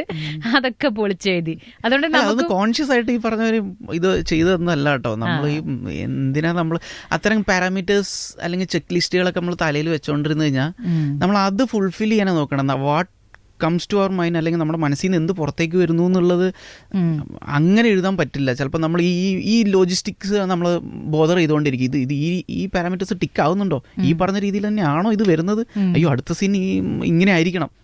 അങ്ങനെ വരുമ്പോൾ നമുക്ക് അതിൻ്റെ ഓർഗാനിക്കലി നമുക്കത് എൻജോയ് ചെയ്യാം. മെയിൻലി നമ്മളൊരു പണി ചെയ്യുമ്പോൾ നമുക്കത് ആസ്വദിക്കാനും കൂടെ പറ്റുന്നുണ്ടെങ്കിലുള്ള സമയം നമുക്ക് വേർത്താന്നില്ല. അതും നമ്മൾ പ്രഷർ അടിച്ച് ടെൻഷൻ അടിച്ച് അയ്യോ ഇത് കറക്റ്റായിരിക്കുമോ, ഇത് ഈ പറഞ്ഞ റൂൾസിന് അനുസരിച്ചായിരിക്കും, ഇത് ഓഡിയൻസിന് ഇത് കറക്റ്റ് ആയിരിക്കും എന്നുള്ള രീതിയിൽ ആലോചിച്ചാൽ നമുക്ക് പ്രോസസ് എൻജോയ് ചെയ്യാൻ പറ്റില്ല. ഈ ത്രെഡിന്റെ ഒരു വരവ് എവിടുന്നായിരുന്നു? വരവ് ഈ പറഞ്ഞ അപ്പുപിള്ളയുടെ ക്യാരക്ടർ എവിടെയോ ചുമ്മാ റാൻഡമായിട്ട് അങ്ങനെ തോന്നിയാണ്. അപ്പുപിള്ളയുടെ ഒരു പ്രകൃതം, ആ പ്രകൃതം കൊണ്ട് അയാൾക്ക് ഇങ്ങനെ ഉണ്ടാവുമായിരുന്ന ഒരു കൺസേൺ, ആ കൺസേണിന്റെ പുറത്ത് അയാൾ ഇറങ്ങിത്തിരിക്കുന്ന ഒരു ജേണി. അപ്പുപിള്ളയാണ് ആധാരം. അപ്പുപിള്ളയാണ് ആധാരം, വിത്തൗട്ട് നെയിം. അപ്പുപിള്ള എന്ന് ആലോചിച്ചിട്ടില്ല. മനസ്സിലായി. ഇങ്ങനെ ഒരു ക്യാരക്ടർ ഉണ്ടെങ്കിൽ അതെ അതെ. അതിലേക്ക് കുരങ്ങന്മാരൊക്കെ ഇപ്പൊ എങ്ങനെ വന്നു? യാദൃശ്യമായി ഒരു 5ാമത്തെ 6ാമത്തെ സീൻ എഴുതി പോകുന്നതാണ്. അതിൽ കുരങ്ങന്മാരാണ് ഏറ്റവും പ്രധാനം. പടത്തിന്റെ പേര് വരെ അങ്ങനെയായി. അതെ അതെ അതെ. അത് ഈ 6th സീനിലാണ്, 6ാമത്തെ സീനിലാണ് അപർണ ഏർലി മോർണിംഗിൽ കല്യാണം കഴിഞ്ഞ് വീട്ടിലെത്തി തന്നെ നെക്സ്റ്റ് ഡേ മോർണിംഗിൽ പുറത്തേക്ക് ഇറങ്ങിയിട്ട് പറമ്പ് കാണാൻ പോകുന്നത്, കയ്യിലൊരു കട്ടൻ ചായയൊക്കെ കുടിച്ചോണ്ട്. അപ്പോൾ പറമ്പ് എഴുതുമ്പോൾ ഡിസ്ക്രിപ്ഷൻ എഴുതണമല്ലോ. അപ്പം നമ്മൾ സന്തോഷ് ജോർജ് ഒളങ്ങര ചെയ്യുന്നവരെ ഭയങ്കര അധികാരികമായിട്ട് അങ്ങോട്ട് വിവരിച്ച് തള്ളുകയാണ്. അപ്പോൾ എനിക്ക് ഭയങ്കര ഇഷ്ടമാട്ടോ പുള്ളിയെ. പിന്നെ സഞ്ചാരം തുടങ്ങിയ ഏഷ്യാനെറ്റ് ന്യൂസിൽ പണ്ട് തുടങ്ങിയ കാലം തൊട്ടുള്ള നിരന്തര പ്രേക്ഷകനാണ്. അപ്പോൾ പുള്ളിയുടെ സഞ്ചാരിയുടെ ഡയറി കുറിപ്പുകൾ എസ്പെഷ്യലി എനിക്ക് ഭയങ്കര ഫേവറേറ്റ്. അപ്പോൾ അതിലൊക്കെ പുള്ളി വിവരിക്കുന്ന രീതിയിലുള്ള ഒരു സിൻടാക്സ് വെച്ചിട്ടൊക്കെയായിരുന്നു ഇതിങ്ങനെ എഴുതി പൊയ്ക്കൊണ്ടിരുന്നത്. അപ്പോൾ എഴുതുമ്പോൾ ഇങ്ങനെ മരങ്ങളുണ്ട്, അതുണ്ട്, ഇതുണ്ട് എന്നൊക്കെ പറഞ്ഞ് എഴുതി അപർണ ഒരു പോയിന്റിൽ എത്തുമ്പോൾ ഈ പറഞ്ഞൊരു ലോ ആംഗിൾ സെൽഫിക്ക് വേണ്ടി പിടിച്ചപ്പോൾ ഉയരമുള്ള ഒരു കൊമ്പിൽ ഒരു 10-30 അടി മുകളിൽ ഒരു കൗതുകമുള്ള ഒരു വസ്തു കണ്ടു. ക്യൂരിയസ് ആയി അവള് തിരിഞ്ഞു നോക്കി. അത്രയും വരെ എഴുതി. ഇതിന് ശേഷമാണ് ആലോചിക്കണത്, ശരി ഈ അപർണ തിരിഞ്ഞു നോക്കി, ഇനി എന്ത് കണ്ടിട്ടായിരിക്കും തിരിഞ്ഞു നോക്കിയിട്ട് അങ്ങനെ ക്യൂരിയോസിറ്റി തോന്നണ്ടേ. അപ്പോൾ അതെന്താ പിന്നെയാണ് ആലോചിക്കണം അത് എന്ത് ഒബ്ജക്റ്റ് കണ്ടിട്ടായിരിക്കാം. നമ്മൾ വെറുതെ റൊമാൻറ്റിസൈസ് ചെയ്യാൻ വേണ്ടിയിട്ട് പെരിഫറലായിട്ടുള്ള അല്ലെങ്കിൽ കാൽപ്പനികമായിട്ടുള്ള സാഹിത്യമായിട്ടുള്ള കണ്ടൻസ് ഒന്നും അവിടെ കാണിച്ചിട്ട് കാര്യമില്ല. ഭയങ്കര സൂര്യൻ്റെ സുവർണ്ണ രശ്മികൾ അല്ലെങ്കിൽ തേനീച്ചക്കൂട് ഭയങ്കര ഭംഗിയുള്ള പുഷ്പം എന്നൊന്നും പറഞ്ഞിട്ട് ആലോചിച്ചിട്ട് അപ്പോൾ ഉണ്ടാവില്ല, അത് നമുക്ക് ക്രിഞ്ചടിക്കും. കിളികൾ എന്നൊക്കെ പറഞ്ഞു. അപ്പോൾ പറഞ്ഞവർ ഒരിക്കലും ആ പ്രൊമേസിന് ചേരാത്ത കോൺട്രാസ്റ്റിംഗ് ആയിട്ടുള്ള എന്തെങ്കിലും ഒരു ഒബ്ജക്റ്റ് അവിടെ വേണമെന്ന് തോന്നി. അങ്ങനെ പെട്ടെന്ന് അപ്പം തോന്നുന്ന പിന്നെ റേഡിയോ വയ്ക്കാം, ഒന്നൊരു ഓൾഡ് ട്രാൻസിസ്റ്റർ റേഡിയോ ഒന്ന് പെട്ടെന്ന് എന്തോ മൈൻഡ് സ്ട്രൈക്ക് ചെയ്യപ്പോൾ എനിക്ക് ആ ഇമേജ് ഒരു രസം തോന്നും. ആ വിഷ്വൽ ഇമേജ് ഉണ്ടാവും. ഓൾഡ് ട്രാൻസിസ്റ്റർ റേഡിയോ എന്ന് കേൾക്കുമ്പോൾ തന്നെ നമുക്ക് മനസ്സിലുണ്ടാകുന്നൊരു സംഗതി ഉണ്ടല്ലോ, അത് തോന്നുമ്പോൾ അക്കോർഡിംഗ്ലി തന്നെ ബാക്ക് ഓഫ് ദ മൈൻഡിൽ ഓടുന്നുണ്ട് റേഡിയോ ഇവിടെ വന്നു എന്നൊക്കെ എഴുതിക്കോ, അത് എങ്ങനെ വന്നു എന്നുള്ളൊരു എക്സ്പ്ലനേഷൻ നീ എന്ത് ചെയ്യും എന്ന് പറയുന്നത് എനിക്കുള്ളിൽ തന്നെ ഒരു ചോദ്യം വരുന്നുണ്ട്. ഇമീഡിയറ്റ്ലി തന്നെ ഉത്തരം എന്തായാലും ഒരു മനുഷ്യന് ഭ്രാന്തില്ല ഇത്രയും മേളിൽ കൊണ്ട് റേഡിയോ തൂക്കിയിടാൻ. അപ്പം നമ്മൾ എന്തായാലും തൊട്ട് മുന്നേ നടത്തിയ ഡിസ്ക്രിപ്ഷനിൽ ധാരാളം മരങ്ങളാണ്, കാടിന് സമാനമായ അന്തരീക്ഷമാണ് എന്നൊക്കെ നമ്മൾ എഴുതിയിട്ടുണ്ട്. അപ്പം അങ്ങനെയാണെങ്കിൽ കുരങ്ങന്മാരുണ്ടാവാൻ സാധ്യതയുണ്ടല്ലോ, അങ്ങനെയാണെങ്കിൽ കുരങ്ങന്മാരെടുത്തുകൊണ്ട് പോയി തൂക്കിയിട്ടതായിരിക്കും എന്ന് പറഞ്ഞു കഴിഞ്ഞാൽ അത് കൺവിൻസിങ് ആയിരിക്കും തോന്നി. അങ്ങനെ അപർണ തിരിഞ്ഞു നോക്കിയത് കൊണ്ടാണ് റേഡിയോ എന്നുള്ളൊരു സാധനം എഴുതാൻ പറ്റിയത്. റേഡിയോ എന്നുള്ളൊരു സാധനം എഴുതിയത് കൊണ്ടാണ് കുരങ്ങന്മാർ എന്ന് പറയുന്ന ഒരു എലമെന്റ്സ് ഇതിലേക്ക് ചേർക്കാൻ പറ്റിയത്. ഇങ്ങനെയാണ് കുരങ്ങന്മാർ. എനിക്ക് അത് കാണുമ്പോ ഭയങ്കര അത്ഭുതം എന്തായിരുന്നു വെച്ചാൽ, കുരങ്ങന്മാരുള്ള സ്ഥലത്ത് ഇങ്ങനെയൊക്കെ ഉണ്ടാവുമല്ലേ, ഇത്രയും മരങ്ങളും കുരങ്ങന്മാരുണ്ടെങ്കിൽ ഇങ്ങനെയൊക്കെ, അതായത് പലതും ഇങ്ങനെ വരും, ഇങ്ങനെ ഉണ്ടാവും എന്നുള്ളത് ഒരു പുതിയ അറിവായിരുന്നു. പിന്നീട് ഈ കുരങ്ങന്മാര് കഥയെ തന്നെ വേണമെങ്കിൽ നമ്മുടെ സ്മൈലി പോലെ ഇതാണ്, കണ്ടിട്ടുമില്ല കേട്ടിട്ടുമില്ല പറഞ്ഞിട്ടുമില്ല അല്ലേ. മരം കയറി തെരച്ചിൽ എന്ന് പറഞ്ഞ സീക്വൻസ് ഒക്കെ ഇവിടെ അപർണ തിരിഞ്ഞു നോക്കി റേഡിയോ കണ്ടുകൊണ്ട് മാത്രമാണ് മരം കയറി തെരച്ചിൽ എന്ന് പറയുന്നൊരു സീക്വൻസ് ഉണ്ടായേക്കണേ. ഈ പറഞ്ഞ എല്ലാരും കൂടെ കയറുന്നൊരു സീക്വൻസ് ഉണ്ടല്ലോ, ഓർമ്മയുണ്ടോ? അതെ. അപ്പൊ അത് പിന്നെ റെഗുലർ ഇന്റർവെൽസിൽ കുരങ്ങിന്റെ പ്രസൻസ് ആൻഡ് ഇൻവോൾവ്മെന്റ് കൊണ്ടുവരാൻ പറ്റുന്ന എല്ലാ സാഹചര്യങ്ങളും ചൂഷണം ചെയ്തു. ഈ സിനിമയ്ക്ക് ഏറ്റവും കൂടുതൽ സപ്പോർട്ട് കൊടുത്ത മറ്റൊരു കാര്യം ഇതിന്റെ ലൊക്കേഷനാണ്. അപ്പോൾ ആ ലൊക്കേഷൻ ഹണ്ട് ആക്ച്വലി നിങ്ങൾ ആദ്യമേ ഇന്ന ഏരിയകൾ വേണമെന്ന് ഫിക്സ് ചെയ്തിട്ടുണ്ടായിരുന്നോ, അല്ലെങ്കിൽ ഇന്ന ഏരിയ നോക്കാം എന്നുള്ളതായിരുന്നു, അല്ലെങ്കിൽ ഒരുപാട് ഹണ്ട് ചെയ്യേണ്ടി വന്നോ? ഒരുപാട് ഹണ്ട് ചെയ്യേണ്ടി വന്നു. എന്ന് പറഞ്ഞാൽ നമ്മൾ അതന്നെ, ഈ വീട് എന്ന് പറഞ്ഞാൽ ഭയങ്കര ഇമ്പോർട്ടൻറ്റ് ഘടകമാണ് നമ്മുടെ പടത്തിൽ. വീട് കിട്ടിയിട്ടില്ലെങ്കിൽ പടം ഇല്ല എന്നുള്ളതാണ്. ആ വീട് ഒന്ന് മെയിൻലി നമുക്ക് ഈ നോർമൽ ടിപ്പിക്കൽ നമ്മുടെ തറവാട് 4 കെട്ട് തറവാടല്ല വേണ്ടത്.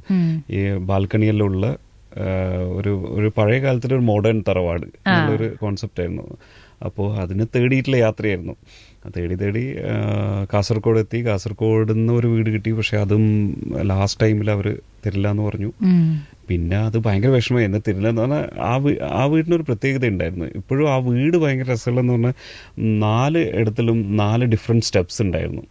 മീൻസ് ഓരോ റൂമിലായിട്ട് ഡിഫറെന്റ് സ്റ്റെപ്സ്, അതും ബാൽക്കണിയിലേക്കാണ് പോകും. ബാൽക്കണിയല്ല, ഫസ്റ്റ് ഫ്ലോറിലേക്കാണ് പോകും.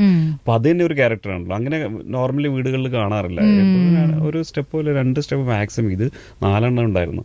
അപ്പോ അതില് ഒരു ക്യാരക്ടർ നമുക്ക് കിട്ടി. ഓക്കെ, സ്റ്റെപ്സ് നല്ലതാ.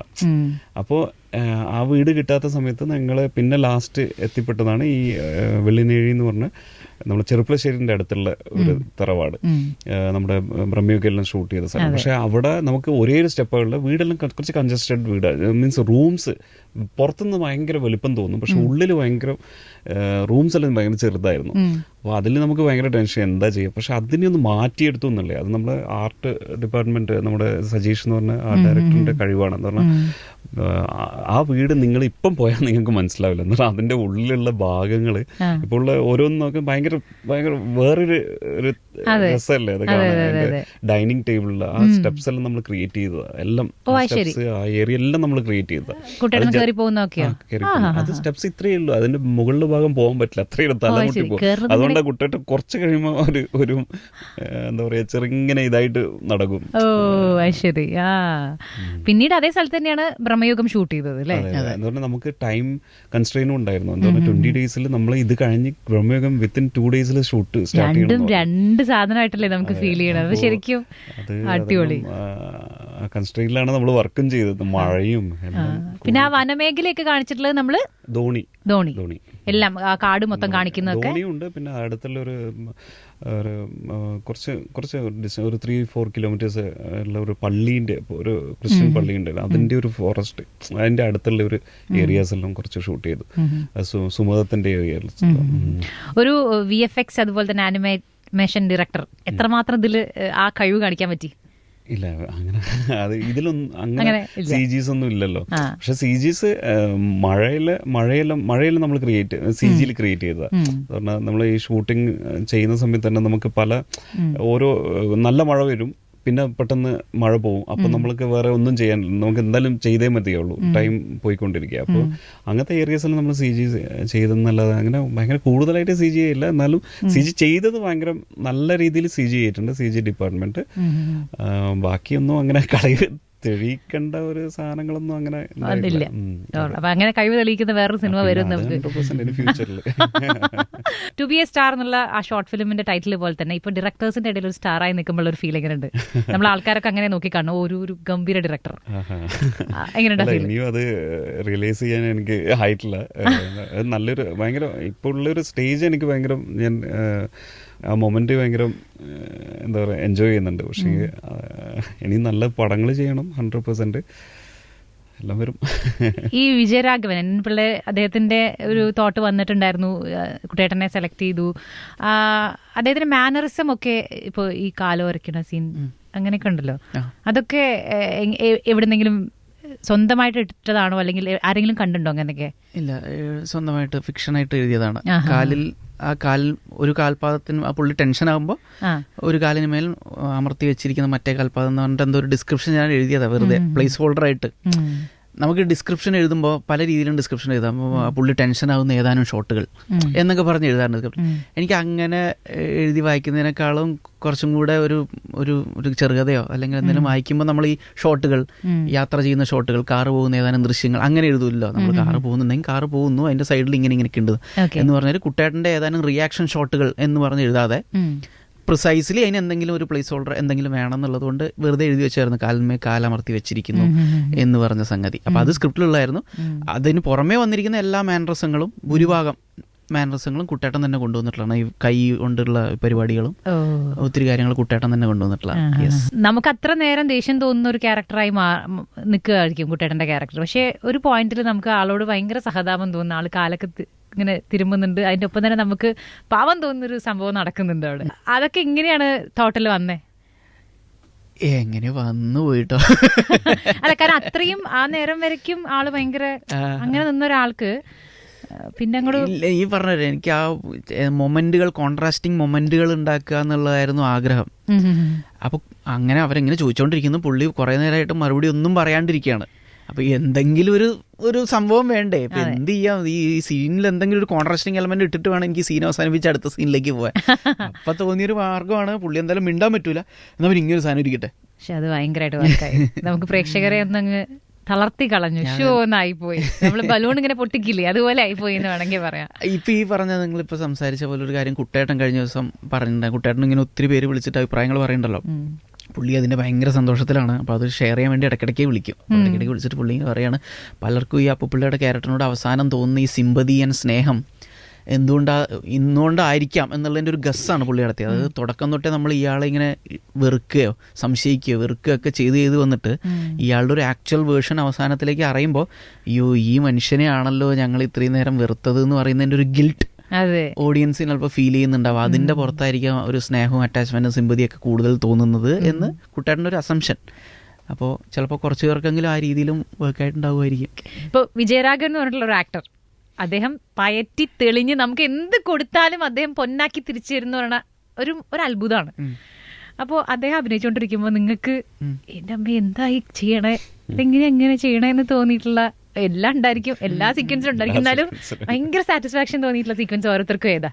അമൃതലാലിന്റെ സീക്വൻസില് ആ ഫോട്ടോ കണ്ടിട്ട് മൂപ്പര് പോകുന്ന ഒരു സാധനമുണ്ട്.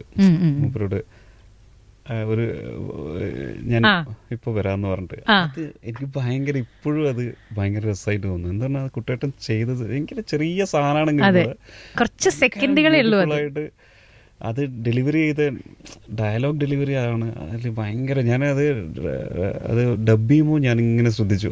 അതിന്റെ മുന്നത്തെ വേർഷൻ അതിനാക്കിട്ട് രസമായിരുന്നു കേട്ടോ. എനിക്ക് ഡബ് ചെയ്തരോ ഓക്കെ നല്ല വേർഷൻ തന്നെയാണ്, പക്ഷെ സ്റ്റിൽ അതിന്റെ ഒറിജിനൽ വേർഷൻ ഭയങ്കര ബ്യൂട്ടി ആയിരുന്നു. പിന്നെ ഒബ്വിയസ്ലി കരയുന്ന സമയത്തുള്ള കെട്ടിപ്പിടിക്കുന്ന സമയത്തുള്ള ഡയലോഗ്സ് എല്ലാം ഉണ്ടല്ലോ, മൊമെന്റ് ആയിരുന്നു. ഞാനിങ്ങനെ കണ്ടിട്ട് നമ്മള് കുട്ടേട്ടൻ അത് ആ സ്ഥലം എന്നോട് പറഞ്ഞു, എടാ എനിക്ക് അവിടെ മാത്രമാണ് എനിക്ക് ഞാൻ എൻ്റെ പ്രായം അല്ലെങ്കിൽ അങ്ങനത്തെ ഒരു സിറ്റുവേഷൻ മറന്നുപോയോ, മീൻസ് അത് ഒരു മാറ്റം എവിടെയോ എനിക്ക് അനുഭവപ്പെട്ടു എന്ന് പറഞ്ഞു. അങ്ങനെയല്ലായിരുന്നു എന്നുള്ള എന്തോ തോന്നൽ വന്നു എന്ന് പറഞ്ഞു. പക്ഷെ ഞാൻ പറഞ്ഞു, ഇല്ല കുട്ടേട്ട, ആ സമയത്താണ് നിങ്ങൾ റിയാലിറ്റിയിൽ നിൽക്കുന്നത്. എന്ന് പറഞ്ഞാൽ മൂപ്പർക്ക് എന്തോ അത് കുറച്ച് അതിൻ്റെ ഒരു സുഖം പോയോ, അത് അങ്ങനെയായിരുന്നില്ല എന്ന് എന്തോ തോന്നൽ. പക്ഷെ ഞാൻ പറഞ്ഞു, കുട്ടേട്ട അതാണ് പെർഫെക്റ്റ് എന്ന് പറഞ്ഞു. അത് പറയുന്ന ഡെലിവറിയും അയാളുടെ ഒരു ചെറിയൊരു മുഖഭാവമെല്ലാം ഭയങ്കര രസമുള്ള ഒരു ഇതായിരുന്നു. ഏതായിരുന്നു? 3 പറയട്ടെ. 10 പറഞ്ഞോളൂ. ഒന്ന് ഈ പറഞ്ഞ ക്ലൈമാക്സിൽ കെട്ടിപ്പിടിക്കുന്ന സീക്വൻസിൽ കെട്ടിപ്പിടിക്കുന്ന തൊട്ട് മുന്നേയായിട്ട് കുട്ടേട്ടൻ പറയുന്ന ഡയലോഗ്, റിയൽ മറ്റേ ഫ്രീഡം എന്നൊക്കെ പറഞ്ഞിട്ട് ഒരു ഡയലോഗ് പറഞ്ഞിട്ടുണ്ട്. അതെനിക്ക് ഭയങ്കര സ്പെഷ്യലാണ്. പിന്നെ അപർണ ഇവരൊക്കെ തിരിച്ചു വന്നിട്ട് ടുവേർഡ്സ് എൻഡ് തിരിച്ച് റൂമിലെത്തിയിട്ട് ആരാ എൻ്റെ മുറി കയറിയ, കടക്ക് പുറത്ത് ഇറങ്ങ് പുറത്ത് എന്നൊക്കെ പറഞ്ഞിട്ട് ഷൗട്ട് ചെയ്ത് ഭയങ്കര ഡിസ്റ്റർബ്ഡ് ആകുന്നൊരു സീക്വൻസ് ഉണ്ട്. അവിടുത്തെയും പുള്ളിയുടെ എനർജിയും നമ്മൾ പ്രതീക്ഷിക്കാത്ത രീതിയിലൊരു ഡയലോഗ് റെൻഡറിങ്ങും ഒക്കെ വന്നിട്ട് ഒരു സർപ്രൈസ് ആയിരുന്നു. അത് എക്സാക്ട് ഡയലോഗ് തന്നെയാണ് പുള്ളി പറഞ്ഞേക്കണേ, പക്ഷേ സ്റ്റിൽ അത് ഭയങ്കര സർപ്രൈസിങ് ആയിട്ടുള്ളൊരു പെർഫോമൻസ് ആയിട്ട് തോന്നി. പിന്നെ നമ്മുടെ ഫസ്റ്റ് ഹാഫിൽ പുള്ളി ഹോസ്പിറ്റലിൽ പോയിട്ട് അവിടുത്തെ സ്റ്റാഫിൻ്റെ അടുത്ത് തർക്കുത്തരം പറയുന്ന സാധനം എന്ത് പറഞ്ഞു കഴിഞ്ഞാൽ അതിന് തിരിച്ചപ്പം കൗണ്ടർ അടിക്കുന്നത്, അത് ഞാൻ ചിരിച്ചു പോയിട്ടുണ്ട്. ഞാൻ ഹാൻഡ് ഹെൽഡിൽ ഷൂട്ട് ചെയ്യുമ്പോൾ പുള്ളിയുടെ അത് കണ്ടിട്ട് പുള്ളിയുടെ റിയാക്ഷൻസ് ഒക്കെ കണ്ടിട്ടേ വയസ്സ് 74, ചോദ്യ നക്ഷത്രം, തുലാൻ രാശി എന്നൊക്കെ പറഞ്ഞ് ഞാൻ ചിരിച്ചു പോയിട്ടുണ്ട്. എന്തോ ഭാഗ്യം കൊണ്ട് വേറെ ആരുടെയോ മിസ്റ്റേക്ക് കൊണ്ട് ഒരു റീടേക്ക് വന്നു, അല്ലെങ്കിൽ ഞാൻ ഈ ചിരിച്ചു പോയി കുലുങ്ങിപ്പോയതിന്റെ കാരണത്തിൽ റീടേക്ക് വേണ്ടതിന്, അതുകൊണ്ട് ആ ട്രോഫി എനിക്ക് കിട്ടിയില്ല. ഒരു ഫേസ്ബുക്ക് പോസ്റ്റ് ഇട്ടിട്ടുണ്ടായിരുന്നു. അപ്പൊ അതായത് നമ്മളൊരു സിനിമ കഴിഞ്ഞിട്ട് അല്ലെങ്കിൽ ഒരു കല്യാണം കഴിഞ്ഞ കുട്ടികളായില്ലേ, എപ്പോഴാ കുട്ടികൾ ചോദിക്കണ മാതിരി തന്നെയാണ് ഒരു സിനിമ കഴിഞ്ഞിട്ട് അടുത്ത സിനിമ എപ്പോഴാന്നുള്ള ചോദ്യം. ആ ഒരു സ്ട്രെസ് പീരീഡ് അത് ശരിക്കും ഭയങ്കര, നമ്മളൊരു പ്രൊഡക്റ്റ് വന്നു, നമ്മൾ ഇനി അടുത്തത് കൊടുക്കാൻ പോകുന്നു, അതിന്റെ ആ ഒരു ഗ്യാപ്പ് ഉണ്ടല്ലോ, അത് ശരിക്കും ഭയങ്കര സ്ട്രെസ്ഫുൾ ആണോ? 100% ഭയങ്കര സ്ട്രെസ്സാണ് അത്. ആസ് എ ഫിലിം മേക്കർ അത് ഓരോരാളോട് ചോദിക്കുമ്പോൾ അവർ പറയും, എടാ നമ്മളെ എന്താ പറയുക, ഒന്നെന്ന് പറഞ്ഞാൽ നമ്മൾ ഈ ഒരു ടാഗ് കിട്ടിയല്ലോ, ഡയറക്ടർ എന്ന് പറഞ്ഞൊരു ടാഗ് കിട്ടിക്കഴിഞ്ഞാലേ നമ്മൾ സഞ്ചരിക്കുന്ന വഴിയല്ലെന്ന് പറഞ്ഞാൽ എല്ലാവരും കാണാൻ നോക്കി ഇയാളെടുക്ക് ഇയാൾ വെൽ സെറ്റിൽഡ് ആണ്, ഇയാൾ ഫിനാൻഷ്യലി സെറ്റിൽഡ് ആണ്, ഈ ഒരു രീതിയിലാണ്. അപ്പം ഇവരെ ചോദ്യങ്ങൾ അല്ലെങ്കിൽ പല ആൾക്കാർ എന്നോട് കടയിലും ചോദിക്കുന്ന ആൾക്കാരുണ്ട്. കട എന്ന് പറഞ്ഞാൽ നമ്മൾ പോകുന്ന വഴി എന്ന് പറഞ്ഞാൽ എത്രയോ കാലങ്ങളായിട്ട്, അല്ലെങ്കിൽ തന്നെ ഫസ്റ്റ് പടത്തിൽ ആർക്കും അത്ര രീതിയിലൊന്നും നമുക്ക് ഫിനാൻഷ്യൽ നമ്മൾ സ്റ്റേബിൾ ആവില്ല, എങ്ങനെയല്ലോ ജീവിച്ചു പോകുന്ന ആ സമയത്താണ് ഇവരെല്ലാം പല ആൾക്കാരും ഡയറക്ടറല്ലേ, പള്ളിയിലെ കാര്യം അള്ളാഹ്ക്ക് അറിയാന്ന് പറഞ്ഞ മാതിരിയാ. അപ്പൊ അത് ഈ സ്ട്രെസ് എന്ന് പറഞ്ഞാൽ അത് മാത്രമല്ല, പല രീതിയിലും പല ഈ ക്വസ്റ്റ്യൻസ് കേൾക്കുമ്പോൾ തന്നെ നമുക്ക് പണ്ടാരോ ഇത് നാട്ടിൽ പോയ ഇത് തന്നെയാണ്. എല്ലാവരും ഇതിന് എന്തായി മോനെ നെക്സ്റ്റ് പടം എന്താ, എന്തിനാ ഇത്ര ലേറ്റ്, പെട്ടെന്ന് എടുത്തുകൂടെ, നമുക്കല്ലേ അറിയുള്ളൂ. ഇത് കടയിൽ പോയി സാധാ വാങ്ങണ മാതിരില്ലല്ലോ അല്ലേ. അപ്പൊ ഇങ്ങനെ ആ ഒരു പീരീഡ് ശരിക്കും നമുക്ക് ഇതൊക്കെ ആൾക്കാർ ഇങ്ങനെ പറയണു, നമ്മൾ കേൾക്കണു, പക്ഷെ നമുക്ക് നമ്മളെ ഇങ്ങനെ എന്താ പറയാ മോട്ടിവേറ്റ് ചെയ്തുകൊണ്ടേ ഇരിക്കണം, നമുക്ക് നമ്മുടെ വർക്കിൽ കോൺസെൻട്രേറ്റ് ചെയ്യണം. അപ്പൊ എന്താ ദിനചേട്ടൻ എന്താ ചെയ്യാറുള്ളത് ശരിക്കും, എങ്ങനെയാ അത് കവർ ചെയ്ത് വന്നേ? ഇല്ല, മാക്സിമം ഇതിൽ അവോയ്ഡ് ചെയ്യുക എന്നുള്ളതാണ്, ഇവരെല്ലാം അവോയ്ഡ് ചെയ്യുക. പിന്നെ ഓക്കെ, ഈ ഡിലേന്റെ കാരണം ആക്ച്വലി നമ്മളെല്ലാ ഇതിലും പറയുന്നുണ്ട് 5 വർഷം എന്നുള്ള, പക്ഷേ ആക്ച്വലി നമ്മൾ 3 വർഷത്തിന് ശേഷം ഈ പ്രോജക്റ്റ് വന്നു എന്നുള്ളേ. പിന്നെ പ്രോജക്റ്റിന്റെ പ്രോസസ്സിലായിരുന്നു അതിൻ്റെ ഒരു ആസിൻ്റെ കുറച്ച് ഡേറ്റ് ക്ലാഷസ് ഉണ്ടായിരുന്നു തുടങ്ങുന്ന ടൈം. ഇതെല്ലാം നോക്കുമ്പോൾ എന്ന് പറഞ്ഞാൽ ആക്ച്വലി പക്ഷേ ആൾക്കാർ കാണുന്ന 5 വർഷത്തിന് ശേഷമാണ് ഒരു പടം എന്നുള്ള രീതിയിലാണ് ആൾക്കാർ കാണുന്നത്. നമ്മൾ അതിന്റെ വർക്കുകൾ ഇങ്ങനെ ചെയ്തുകൊണ്ടിരിക്കുന്നുണ്ട്. പിന്നെ എപ്പോഴും എന്ന് പറഞ്ഞാൽ പ്രോജക്റ്റ് ഓൺ ആവുക എന്ന് പറയുന്ന ഒരു ഡയറക്ടറിന് ആക്ച്വലി ഒരു എനർജി ചെയ്യണം. അതാവാതെ ഇങ്ങനെ ഇരിക്കുമ്പോഴാണ് നമ്മൾ ഇങ്ങനെ ഓരോരാളെ മീറ്റ് ചെയ്യുന്നു, പ്രൊഡക്ഷൻ ആവുന്നില്ല, അത് ഭയങ്കര ടയറിങ് ആണ്, ഒരു വല്ലാത്തൊരു ഫ്രസ്ട്രേഷൻ സ്റ്റേജാണ്. പക്ഷേങ്കിൽ പ്രോജക്റ്റ് ഓൺ ശരി, അത് എത്ര ഡിലേ ആയാലും ചില സമയം നമുക്ക് അത്ര അതിന്റെ സംഘർഷം ഉണ്ടാവില്ല, മനസ്സിലായില്ലേ? അത് എല്ലാ ഫിലിം മേക്കറും പ്രോജക്റ്റ് ആണെന്ന് പറയുമ്പോൾ നമുക്ക് പ്രോജക്റ്റ് ആണോ പക്ഷെ തീരുമാനമായി എന്നുള്ള സാധനമില്ല, അത് കിട്ടുന്നത് വരെയുള്ള ഒരു ടൈം പീരീഡ് ഉണ്ട്. അതാണ് ഏറ്റവും. അപ്പൊ ദയവ് ചെയ്ത് ആൾക്കാർ ഇത് കേൾക്കുകയാണെങ്കിൽ ഇത് ഈ ഡയറക്ടേഴ്സിനോടും സിനിമ ചെയ്യുന്ന ആൾക്കാരോടൊക്കെ ഇങ്ങനെ അടുത്തത് എപ്പോഴാന്ന് ചോദിക്കണ്ട, നമ്മൾ വരും സമയമാകുമ്പോ അല്ലെ. ഈ കിഷ്കിന്ധ കാണ്ഡം എന്നുള്ള പേര് ആക്ച്വലി എപ്പോഴാണ് കറക്റ്റ് ആയിട്ട് ഇതിലേക്ക് വന്നത്? ഷൂട്ടിന്റെ കുറച്ച് പ്രീ പ്രൊഡക്ഷൻ സമയത്തായിരുന്നു. പേരിട്ടുണ്ടായിരുന്നില്ല, വർക്കിംഗ് ടൈറ്റിൽ മാത്രമേ ഇട്ടുണ്ടായിരുന്നില്ല സ്ക്രിപ്റ്റിന്. ക്യൂരിയസ് കേസ് ഓഫ് അപ്പുപിള്ള എന്നായിരുന്നു വർക്കിംഗ് ടൈറ്റിൽ സ്ക്രിപ്റ്റിന്. അത് വെറുതെ പ്ലേസ് ഹോൾഡർ, അത് ഒരിക്കലും സിനിമയ്ക്ക് വെക്കില്ല എന്ന് ഉറപ്പായിരുന്നു. എനിക്ക് ആർക്കെങ്കിലും സ്ക്രിപ്റ്റ് PDF പ്രിന്റോ വായിക്കാൻ കൊടുക്കുമ്പോൾ അൺടൈറ്റിൽഡ് എന്ന് പറഞ്ഞിട്ട് ഫസ്റ്റില് വെക്കുമ്പോൾ എന്തോ ഒരു സന്തോഷക്കുറവാണ്. അപ്പോൾ എന്തെങ്കിലും മോശമാണെങ്കിൽ വേണ്ടില്ല, എന്തെങ്കിലും ഒരു പേര് വേണമെന്നുള്ള ഫോർ ദാറ്റ് ആ സൈക്കിന് വേണ്ടിയിട്ട് വെച്ച പേരായിരുന്നു. അപ്പോൾ എന്നിട്ട് പിന്നെ നമ്മൾ പ്രീ പ്രൊഡക്ഷൻ സമയത്ത് നമ്മുടെ ടീം എല്ലാവരും കൂടി ഇരുന്നിട്ട് വട്ടം ഇരുന്നിട്ട് ഡിസ്കസ് ചെയ്ത് കണ്ടുപിടിച്ചതായിരുന്നു കിഷ്കിന്ധാകാന്ഡം. ആൻഡ് ഒരു താങ്ക്സ് എക്സ്ട്രാ പറയാനുള്ള എന്താ വെച്ചിട്ടുണ്ടെങ്കിൽ, എനിക്കൊക്കെ നിഷാനെ സ്ക്രീനിൽ കാണാൻ ഇഷ്ടമാണ്. അതാരുടെ തീരുമാനമായിരുന്നു നിഷാനെ കൊണ്ടുവരിക എന്നുള്ളത്? നമ്മുടെ ഡിസ്കഷനിൽ വന്നതാണ്. ഞാൻ ഈ ഋതുവിന്റെ ഭയങ്കര ഫാനാണ്, ഭയങ്കര ഫാൻ, അഡിക്റ്റ് ആണ്. ഇപ്പോൾ യൂട്യൂബിൽ ഇപ്പോൾ സമയം കിട്ടുമ്പോഴൊക്കെ എന്തെങ്കിലും രീതിയിൽ കുറച്ചൊരു സമാധാനം വേണമെന്ന് തോന്നിക്കഴിഞ്ഞാൽ ഫസ്റ്റ് കാണുന്ന ഒരു പടങ്ങളിൽ ഒന്ന് ഋതുവാണ്. ഋതുവിലത്തെ പല സീക്വൻസുകളും ത്രൂ ഔട്ട് കാണുന്നതല്ല, പല സീക്വൻസുകൾ എടുത്തെടുത്ത് കാണും. അപ്പോൾ ഭയങ്കര ഒന്ന് തണുപ്പിച്ച് കളയും. അതിന്റെ മ്യൂസിക്കും അതിനകത്ത് ഇവരുടെ പെർഫോമൻസും ഒക്കെ അവർ രണ്ടുപേരും ചേർന്നുള്ള ഫോട്ടോ ഒക്കെ ഷെയർ ചെയ്തിട്ടുണ്ടായിരുന്നു. ശരിക്കും ആ ഒരു ഫ്രഷ്നെസ് ഫീൽ കിട്ടാൻ വേണ്ടിയിട്ടാണ് ചെയ്തതെന്ന് പറഞ്ഞിട്ടുണ്ടായിരുന്നു അല്ലേ? പോസിറ്റീവ് ആയിട്ടുള്ള ഒരു ക്യാരക്ടർ വേണമെന്നുള്ള ഫസ്റ്റ് നമ്മൾ തീരുമാനം ഉണ്ടായിരുന്നു. അപ്പോൾ അങ്ങനെ നോക്കുമ്പോൾ നമ്മൾ ഇങ്ങനത്തെ ക്യാരക്ടേഴ്സ് എല്ലാം ചെയ്യുന്ന യൂഷ്വൽ പാറ്റേൺ നിന്ന് മാറി ഒരു തോട്ട് പോയി. പിന്നെ ഓക്കെ ഋതുവിൽ എത്തി, ഓക്കെ നിഷാനെ വേണം എന്നുള്ള ഒരു പ്ലാനിൽ വന്നു. ആ കംബാക്ക് ആൾക്ക് എങ്ങനെ, ആളെന്താ പറഞ്ഞേ? അയ്യോ മൂപ്പര് ഭയങ്കര എക്സൈറ്റഡ്, മൂപ്പര് ഹാപ്പി. എന്നെ പോലും വിളിച്ചിട്ട് അയ്യോ കുറെ കാലത്തിന് ശേഷം ഇങ്ങനത്തെ ഒരു അത് പടവും ഇങ്ങനത്തെ ഈ ലെവലൊരു ഹിറ്റും സമ്മാനിച്ചതെല്ലാം പറഞ്ഞിട്ട് ഭയങ്കര ഹാപ്പി സംസാരിച്ചു. ശരി, ഓക്കെ. ഈ കാസ്റ്റിംഗ് നടത്തുന്നതിന് മുൻപ് നമ്മുടെ ഫാസിൽ സാറിനെ കണ്ടിട്ടുണ്ടായിരുന്നു, പറഞ്ഞപ്പോ കുറച്ചുകൂടി കോൺഷ്യസ് ആവണമെന്ന് പറഞ്ഞിട്ടുണ്ടായിരുന്നു അല്ലേ? അദ്ദേഹം ഫുള്ള് സ്ക്രിപ്റ്റും കാര്യങ്ങളൊക്കെ ബാഹുലെല്ലാം നറേറ്റ് ചെയ്തു. അപ്പം മൂപ്പർക്ക് പറഞ്ഞ ഒരു സാധനം എന്താ പറഞ്ഞത്, ഇത് നിങ്ങൾ അത്രയും സീരിയസ് ആയിട്ട് എടുക്കണം എന്ന് പറഞ്ഞു. അത്രയും സമയം നമുക്ക് അത്ര ഓക്കെ നമ്മളൊരു പടം ചെയ്യുന്നു, പക്ഷെ മൂപ്പര് പറഞ്ഞൊരു കുറച്ച് സീരിയസ് ആയി തുടങ്ങി. എന്താ പറഞ്ഞാൽ അത്രയും കോംപ്ലിക്കേറ്റഡ് ആയിട്ടുള്ള സബ്ജക്റ്റാണ്, മണിച്ചിത്രത്താഴിന്റെ ലെവലിലുള്ള ഒരു സബ്ജക്റ്റാണ് നിങ്ങൾ ചെയ്യാൻ പോകുന്നത്. അപ്പോൾ എടുക്കുന്ന ക്യാരക്ടേഴ്സ് പോലും നിങ്ങൾ അത്രയും നല്ല ടാലന്റ് ഉള്ള ആൾക്കാരെ മാത്രമേ എടുത്ത് ചെയ്യാൻ പാടുള്ളൂ എന്നുള്ള ഒരു അഡ്വൈസ് തന്നു. ആ അഡ്വൈസ് നമുക്ക് ഭയങ്കര എന്താ പറയാ റിയാലിറ്റി ചെക്കായിരുന്നു. അതെ, റിയാലിറ്റി ചെക്കായിരുന്നു. അപ്പൊ അത് ശരിക്കും പറഞ്ഞാൽ അത് മനസ്സിലിട്ടുകൊണ്ട് തന്നെ കാസ്റ്റ് ചെയ്തതുകൊണ്ടായിരിക്കും നമുക്ക് 100% അത് കുട്ടേട്ടൻ തന്നെ മതി എന്നുള്ള ഒരു സംഭവത്തിൽ വന്നത്. എന്താണ് അത്രയും ടാലന്റായ ആൾ അത് ചെയ്തിട്ടില്ലായിരുന്നെങ്കിൽ 100% അത് എവിടെയോ പോയിട്ടുണ്ടാവും. അപർണ ബാലമുരളി ആദ്യം തന്നെ ഈ ആ ഒരു റോളിൽ അപർണയായിട്ട് അപർണ തന്നെയായിരുന്നോ? നമ്മൾ വേറെ ആരെയും ഓപ്ഷൻ ആലോചിച്ചിട്ടൊന്നുമില്ല. അതിന്റെ കാസ്റ്റിംഗിലേക്ക് ആലോചിച്ചു തുടങ്ങുമ്പോൾ തന്നെ അപർണയുടെ ആലോചന വന്നു. വേറെ ആരും നമ്മളെ സമീപിച്ചിട്ടൊന്നും ഉണ്ടായിരുന്നു. പിന്നെ അപർണ കറക്റ്റ് ടൈമായിരുന്നു തോന്നുന്നു. കറക്റ്റ് അവളുടെ കുറച്ച് വെയിറ്റ് ഗെയിൻ എല്ലാം ഉള്ള സമയത്തായിരുന്നു.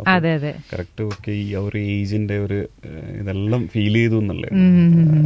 അയാൾ ബ്ലെസ്ഡ് ആണ്. നമ്മൾ ഇങ്ങനത്തെ കാര്യത്തിൽ എല്ലാം കറക്റ്റ്.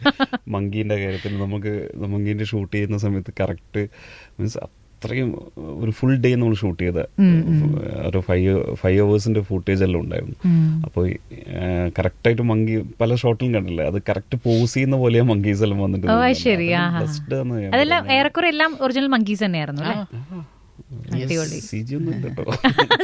മങ്കീനോട് ഇങ്ങനെ പറഞ്ഞു. നമ്മള് അതെല്ലാം ടീമിന്റെ കഴിവാണ്. നമ്മള് അസിസ്റ്റന്മാരെല്ലാം ഒരു അഭിജിത്ത് എന്നെല്ലാം പറഞ്ഞിട്ട് ഒരു അസിസ്റ്റന്റ് ഉണ്ട്. അവൻ മങ്കീനോട് അത്രക്കും കമ്മ്യൂണിക്കേറ്റ് ചെയ്തിട്ടാണെങ്കിൽ ഈ സാധനങ്ങളെല്ലാം ചിലതെല്ലാം പ്രകൃതി ഞങ്ങളുടെ കൂടെ നിൽക്കൂ അല്ലേ. റിക്വസ്റ്റ് അല്ല, അവൻ അവിടുന്ന് കൗണ്ടർ എന്താണ് അവിടെ പ്രത്യേക രീതിയിൽ ശബ്ദമൊക്കെ ഉണ്ടാക്കിയിട്ട് ആക്ഷൻസ് ഒക്കെ ഉണ്ടാക്കിയിട്ട് പിന്നെ അങ്ങനെയൊക്കെ കാണിച്ചിട്ട് അവനോട് മങ്കി റിയാക്ട് ചെയ്യുന്ന ഷോട്ടാണ് നമ്മളിപ്പോ ഷൂട്ട് ചെയ്തിരിക്കുന്നത്. രാവിലെ ആയ കുരങ്ങൻ ഇന്ന് ഷൂട്ടില്ലേ, എവിടെ ക്യാമറ, എവിടെ ഡയറക്ടർ, എവിടെ എന്ന് ചോദിക്കുന്ന രീതിയായിട്ടുണ്ടാവും അല്ലേ. ഒരു മങ്കി അനങ്ങാണ്ടിരുന്നിട്ട് താഴേക്ക് ഇങ്ങനെ നോക്കുന്നുണ്ട്. ഒരു ഷോട്ട് ഉണ്ട്, എനിക്ക് കാണുമ്പോൾ നിങ്ങൾ ശ്രദ്ധിച്ചാ, അത് താഴേന്ന് ഇവിടുന്ന് അബിയോട് എന്താണോ നോക്കുന്നത് എന്ന് ചോദിക്കുമ്പോ ആ മങ്കി നോക്കുന്നതാണത്.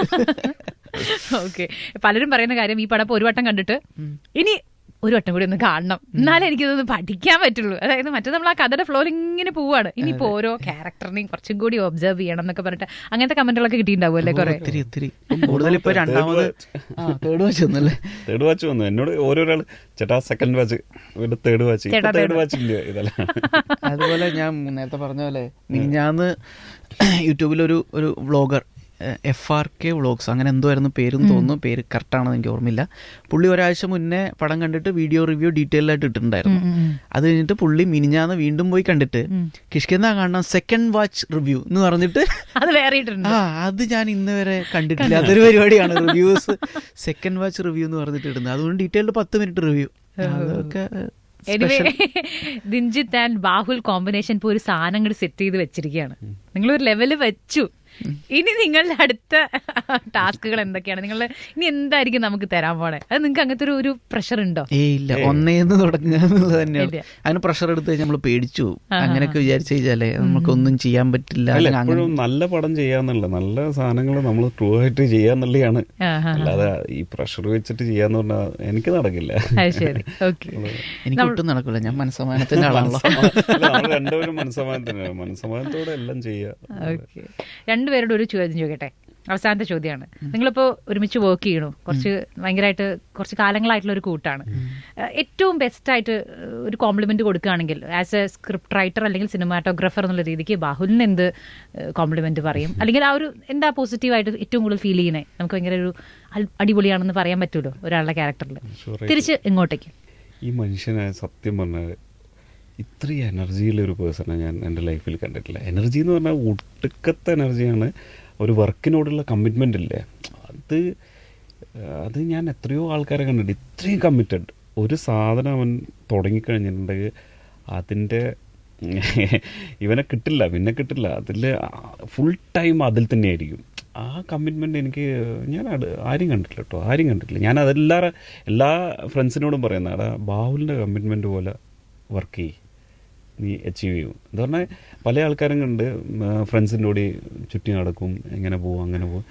ഇവൻ വർക്കുള്ള സമയത്ത് ഫുൾ വർക്കിനോടുള്ള കമ്മിറ്റ്മെൻറ്റ്, ഫാമിലിനോടുണ്ട് ഫാമിലി കമ്മിറ്റ്മെൻറ്റ്, ഫാമിലിയോട് മാത്രമേ ഉണ്ടാവുള്ളൂ. അത് ഭയങ്കര എനിക്ക് ഹൂക്ക് ചെയ്ത സാധനം. എന്ന് പറഞ്ഞാൽ ഞാനും അങ്ങനത്തെ ഒരു ക്യാരക്ടർ തന്നെ, ഓൾമോസ്റ്റ് സെയിം. നമ്മൾ ഒരേ മാസത്തിലാണ് ജനിച്ചതും. ആകെ എത്ര 23, ഞാൻ August 23, ഇവൻ 13.